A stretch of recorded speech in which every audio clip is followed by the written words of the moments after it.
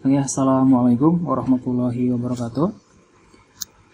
Hari ini kita lanjutkan pembelajaran mengenai sistem reproduksi pada manusia ya, yaitu kepada pria dan wanita. Nah, hari ini di pertemuan kedua ini kita akan belajar tentang spermatogenesis dan oogenesis. Lanjut langsung aja ya.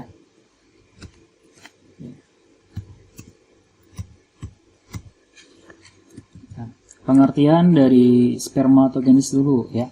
Spermatogenesis ini adalah proses pembentukan sel sperma di dalam testis pria ya. Kemarin kita udah belajar kalau misalkan di pria itu ada yang namanya bagian testis.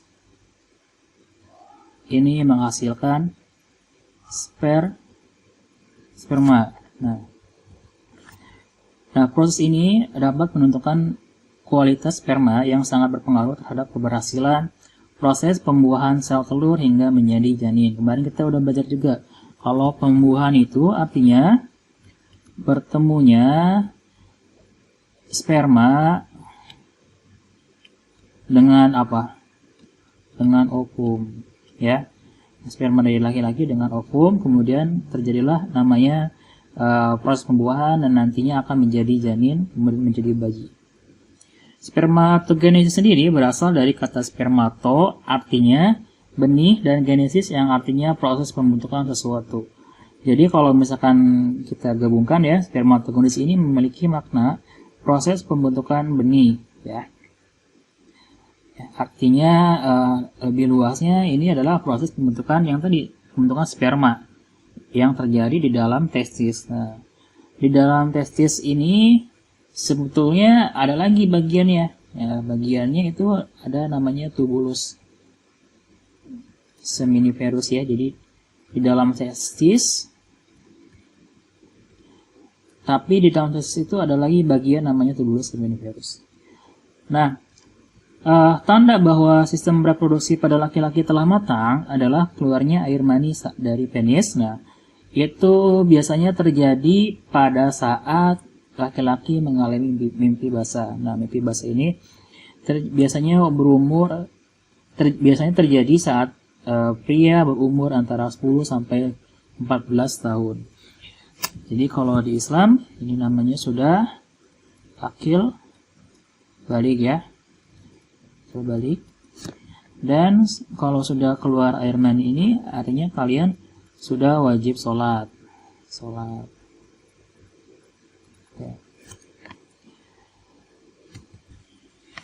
Oke, sekarang apa sih sebenarnya air mani itu? Nah, air mani itu merupakan campuran dari sel-sel sperma dengan getah-getah yang dikeluarkan oleh kelenjar pada reproduksi pria ya.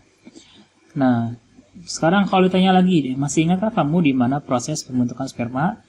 Ya, proses pembentukan sperma terjadi di dalam testis. Ini gambarnya ya. Ini untuk ingetin dulu.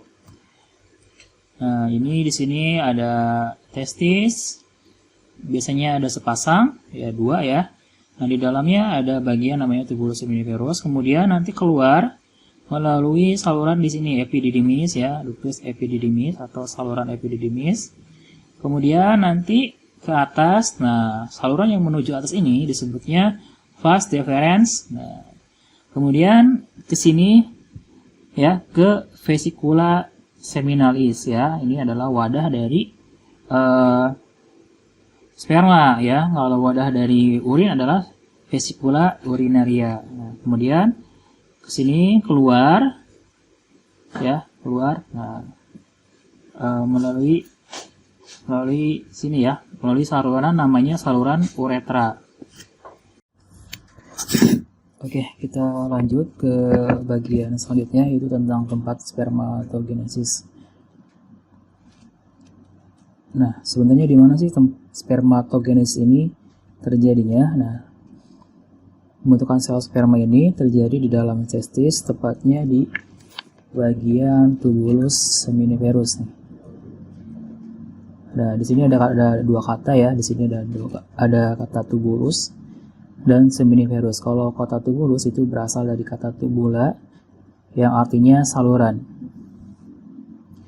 Sedangkan kata seminiferus berasal dari kata semen yang artinya sperma.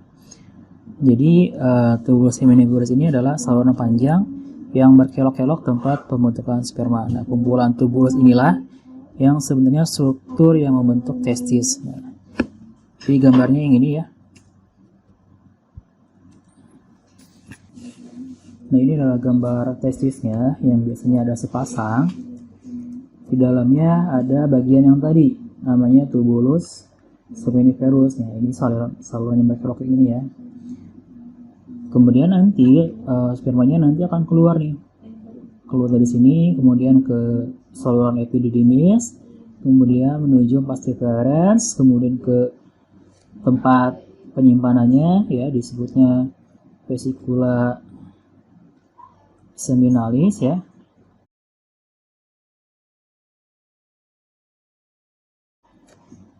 Barulah nanti dikeluarkan melalui uretra ya. Oke, nah. Sekarang kita belajar tentang tahapannya, tahapan dari spermatogenesis ya. Secara umum, lebih gampangnya awalnya ini ada yang namanya spermatogonium ya. Ketika sel sperma telah matang, spermatogonia atau spermatogonium ini adalah sel indosperma ya, memperbanyak diri dengan cara mitosis dan meiosis ya. Jadi awalnya itu ini spermatogonium, gonium itu awal ya. Dari spermatogonium, sel sperma akan berubah menjadi spermatosit primer secara mitosis. Nah, di sini membelah secara mitosis menjadi disebutnya di sini tahap spermatosit primer. Nah, setelah itu dari sini dia akan membelah lagi secara meiosis. Nah, ini disebutnya meiosis yang pertama karena nanti di sini meiosisnya ada dua ya. Yang pertama, meiosis pertama di sini kita lihat yang di dalam ini kan ada warna merah sama biru ya, itu buat gampang aja. Jadi di sini ada kromosomnya. Kromosom ya. Di dalamnya ada gen, ada DNA dan sebagainya ya.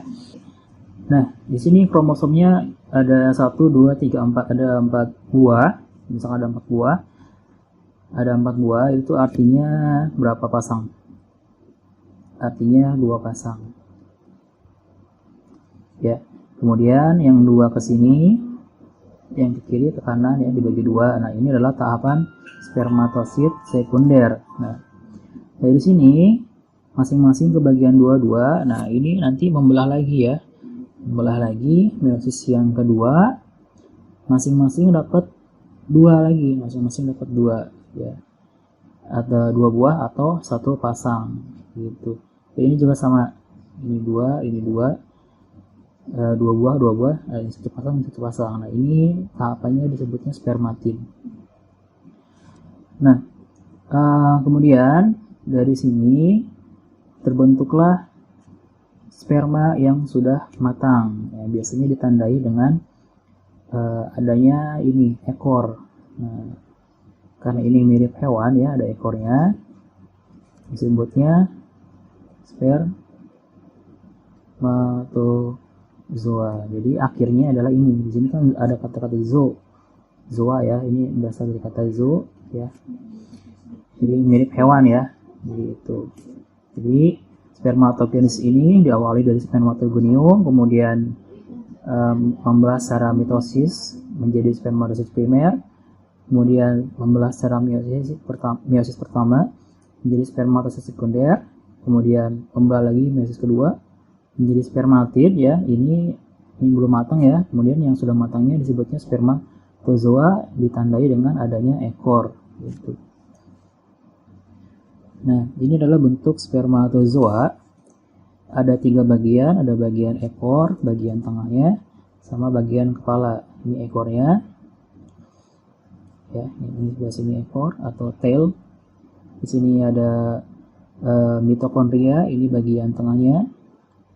Ini berfungsi sebagai energinya ya di sini. Di sini ada bagian kepalanya, di depannya ada akrosom. Akrosom ini bagian yang kerasnya agar bisa menembus sel sel telurnya atau bisa menembus ovum ya. Di dalamnya ada nukleus ya. Nukleus ini berisi DNA ya, berisi DNA, gen-gen dari ayah ya. Jadi kenapa kalian bisa mirip itu? Jadi di sini ada nukleusnya, di dalamnya ada gennya, ada DNA dan gen gitu. Nanti kita akan belajar tentang DNA dan gen. Nah, nanti ini energi dari mitokondria ini yang menyebabkan si ekornya ini dapat berputar, kemudian bisa bergerak jauh ya gitu. Nah, sekarang ke oogenesis. Nah, kalau tadi kita udah belajar tentang sistem pembuatan sperma di laki-laki atau di pria. Sekarang di oogenesis ini untuk wanita ya. Sama, ada dua kata, ada oo dan genesis. Kalau tadi sperma atau genesis, spermato tadi ya, spermatogenesis. Kalau ini oogenesis, biar gampang ya. Nah, kita ke pengertiannya dulu, pengertian dari oogenesis ini. Oogenesis adalah proses pembentukan dan pematangan sel telur ovum pada wanita yang terjadi di dalam ovarium. Jadi nanti akhir dari pembentukan ini adalah ini ovum ya. Kalau tadi kan akhirnya spermatozoa, kalau ini akhirnya adalah ovum yang nanti akan dibuahi oleh spermatozoa yang tadi ya, atau kita bilangnya sperma aja. Nah, sel telur di dalam tubuh wanita itu sudah ada sejak masih berusia 8 hingga 20 minggu di dalam kandungan. Nah, bakal sel ovum atau disebutnya sel primordial sebanyak 200.000 hingga 2 juta, namun hanya sekitar 40.000 yang tersisa saat anak perempuan puber dan hanya 400 yang akan matang atau berkembang sempurna. Oogonium atau sel induk telur memperbanyak diri dengan cara mitosis ya, membelah diri hingga jumlahnya mencapai lebih dari 7 juta oosit primer. Jadi sama tadi ada spermatogonium, ini juga ada namanya oogonium atau sel induk telur. Nanti membelah sampai 7 juta oosit primer. Kemudian sayangnya jumlah oosit primer ini akan terus berkurang sampai janinnya lahir ya. Jadi nggak semuanya sampai. Kemudian oosit adalah sel telur yang belum matang dan nantinya berkembang sekaligus matang di lapisan luar ovarium. Awalnya jumlah oosit primer lebih dari 1 juta, lalu jumlah ini pun menurun dan tersisa sekitar 1-2 juta setelah bayi perempuan lahir. Nanti digambarin ya, ini dijelasin dulu. Sel-sel telur inilah yang akan berkembang sementara sampai wanita memasuki usia pubertas pada masa remaja. Nah, setelah masa puber, oogonium atau sel induk telur akan aktif bekerja lagi mengikuti siklus menstruasi wanita. Kemudian dari 2 juta oosit primer yang ada hanya sekitar 400 saja yang bisa bertahan hingga menjadi folikel yang matang. Folikel matang inilah kantong kecil yang memiliki dinding sel dan di dalamnya terdapat satu sel. Sel ini yang kemudian akan dilepaskan selama masa subur atau reproduksi. Maka dari itu, proses oogenesis ini diperlukan agar sel telur menjadi matang sehingga pembuahan pun bisa terjadi. Nah, ini adalah gambar dari sistem reproduksi pada wanita. Kita kemarin sudah belajar ada bagian ovarium. Di ovarium ini akan membentuk sel telur ya, sel telur yang nanti akan menghasilkan ovum. Yang akan di sini ovumnya. Nah, ini ada menunggu sperma yang tadi masuk ke sini. Kemudian terjadi pembuahan di sini atau disebutnya fertilisasi. Setelah itu barulah akan ada janin di uterus atau uterus itu nama lainnya adalah rahim. Nah, kalau misalkan siklus menstruasi itu yang meluruhnya darahnya itu berasal dari dinding rahim ini ya di sini. Nah, oh iya, ovarium ada 2 sama seperti laki-laki kan. Ada sepasang kiri dan kanan dan ini bergantian ya. Kalau misalkan sebelah bulan yang ini keluarnya yang sebelah kiri ya ovumnya, nanti bulan depan keluar dari sebelah kanan, bulannya depan lagi ovumnya keluar dari sebelah kiri gitu. Nah, ini adalah proses dari oogenesis. Pertama di sini ada kromosomnya sama kayak tadi, ya, kromosom.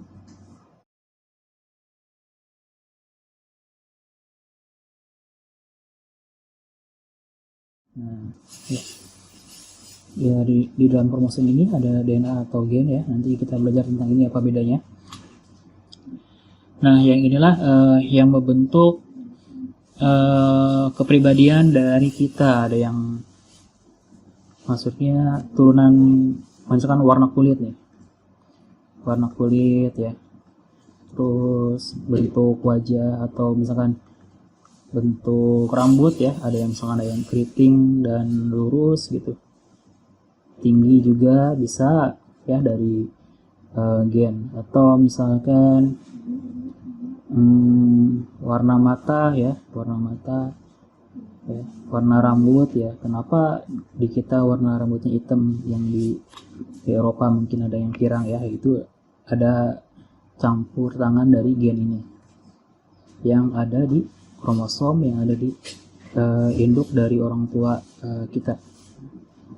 Sama awalnya dari proses oogonium ini 2N, artinya ada 2 buah kromosom ya, kemudian nanti saling menduplikasi ya di sini menjadi oosit primer ya, kemudian kembali lagi secara meiosis ya, yang ini ya, misalkan ini sama ini ke sini, yang ini sama yang ini ke kanan sini. Nah, kemudian dari sini disebutnya oosit sekunder ya, masing-masing punya 2 kromosom.